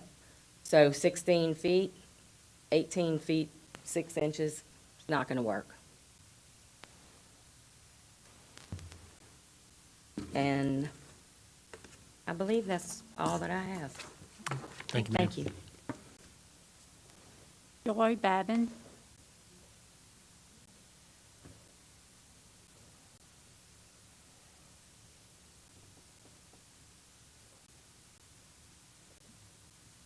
Hi, I am Joy Babin at 13162 Ash Lane. And I first want to start off, because whenever we left the last time from this, never have we ever denied any of y'all access, correct? No, have we ever blocked y'all in? Yeah, ma'am, Okay. this is public hearing, talk to us, please. Okay, so we've never blocked, them in. They've had access to their property with, even everything going on. So the reason, I'm gonna just show you a couple of reasons why we needed the road widened to start off with. This picture is an Ascension Parish work truck. And this right here is my driveway, the concrete part. He blocked me in for a good while, over 25 minutes. I had to sit and wait for him. I kindly asked him, can you please move? Please move your truck. And his response to me was, I've heard about you people. Well, great. bad. I'm sorry, but I need to leave my driveway. You know, we live down a dead-end road, and he asked if I could cut through my neighbor's yard. I said, no, I'm not, you know, it really does stay wet where we live. So I'm like, great, you've heard about us people. So that's one reason it needs to be widened. Picture was prior to it being widened, by the way. I'll give you a chance, I'll give you a chance to respond, please. Let her So, speak. Then we have this situation that they cut down some trees on their property. They cut down 2 trees, and they felled, and they had a professional tree service, and they felled them on their side, on their property. But the 3rd tree, they dropped it on our property. So this was done like at 5 o'clock in the afternoon, blocked, not myself and my husband, but blocked the back neighbors in for approximately an hour and a half. Well, they did it like around 5 o'clock in the evening when people are coming home from work, trying to get to extracurricular activities, and a huge argument ensued from this whole thing. And then Bo politely, you can see the red car, this is my yard right here, so he politely directs traffic. Come on, come through Joy and Lonnie's yard, which I really wouldn't have a problem with it. Just come ask me, you know, just. Thank you, ma'am. Just come ask us. Thank you, ma'am. So that was just one reason that it needed to be widened a little bit. Yes, ma'am. Thank you. Lonnie Babin.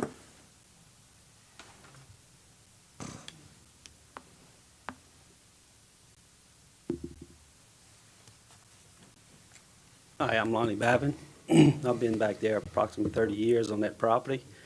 I built that road, the driveway, to say, and I told the Delats and the Tomplats from day one, you know, we tried to be good neighbors as we were coached the last meeting in 2018, and y'all voted no. So they were told when the meeting was over, they would have to get their own access to that property. Since that day, they told us, we're gonna use y'all road, and we don't have to do nothing about it. Yeah, he's laughing right now, but we the one that had to deal with all their shenanigans. Would y'all let me speak? No, sir, please, talk to us, please. Not Well, to see, them. that's what we deal with, We're here, we're watching. okay? I'm just letting y'all know.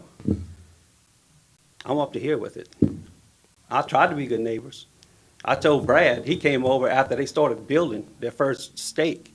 His wife came over and started bragging, we don't have to do nothing with the road anymore. We got our permits, we got our loan, we good to go. We don't have to do nothing with the road. And you see, they laughing. I don't think it's funny. I'm trying to protect my property.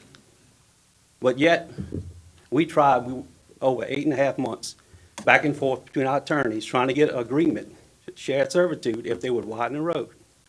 Some of the comments we got back were, oh, we don't know who was maintaining that road. Well, y'all looking at him. And also, I maintained their dad's fence for 30 years. But that's being a good neighbor. That's just me. But I'm thinking we're gonna have another meeting, right? I For think this? this is gonna be put off till next month at least, Okay. yeah.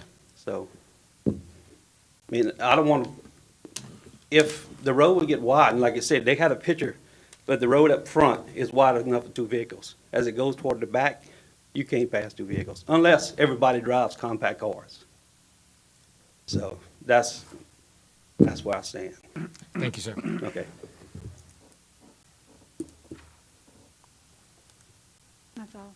That's it? All right, we'll close the public hearing. Do we have a motion on this? I want to make a motion that we defer this matter, and I would ask staff that we have both the plat that came to the public hearing and the signed plat that was presented, that we issued the permits on, and that the surveyor be notified that he should be here.